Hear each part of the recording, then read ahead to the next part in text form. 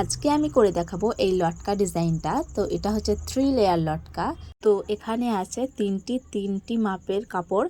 তো মাপটা আমি স্ক্রিনে দিয়ে দিয়েছি, আর এখানে এক্সট্রা দুটো কাপড় নিয়ে নিয়েছি। এটার কাজ আমি পরে বলছি। তো এখানে আমি প্রথমে সবথেকে ছোট কাপড়টা নিয়ে নিলাম। তো এটা সেলাই করে নিতে হবে ডবল ভাঁজ করে, তারপরে ত্রিকোণ করে সেলাই করে নিতে হবে। প্রথমে আমি সবথেকে ছোটোটা সেলাই করে নিয়েছি, তারপরে তার থেকে একটু বড়টা, তারপরে তার থেকে আরেকটু বড়টা। তো এখানে আমি 3টে ত্রিকোণ করে সেলাই করে নিয়েছি। তো এখানে আমি সবথেকে বড়টা নিচে দিয়েছি, তার থেকে ছোটোটা দিয়েছি মাঝখানে, আর সবথেকে ছোটোটা দিয়েছি উপরে। তো এভাবে এক কোণা উল্টে দিয়ে সেলাই করে নিয়েছি। তো পুরোটা সেলাই করা হয়ে গেলে দড়িটা মাঝ বরাবর দিয়ে ওটাকে উল্টে দিয়ে সেলাই করে নিতে হবে। তো এখানে যে কোণাটা বেড়ে আছে সেই কোণাটাও উপর দিকে উল্টে সেলাই করে নিতে হবে।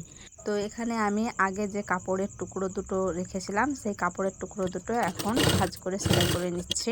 আর এই কাপড়ের টুকরো দুটোর পরিমাণ হচ্ছে 3 ইঞ্চি করে। আর এটাকে দেখলেই বুঝতে পারবে তোমরা যে কিভাবে করেছি। এটা কিভাবে করেছি বলার কিছু নেই, এটা অনেকেই করতে জানে।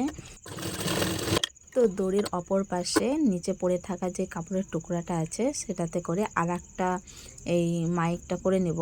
তো এই মাইক ফুলটা করার পরে এটাকে ডবল করে গুজ করে নেব, এবং আগে যে করে রেখেছিলাম লটকাটা সেই লটকাটার সঙ্গে অ্যাটাচ করে নেব।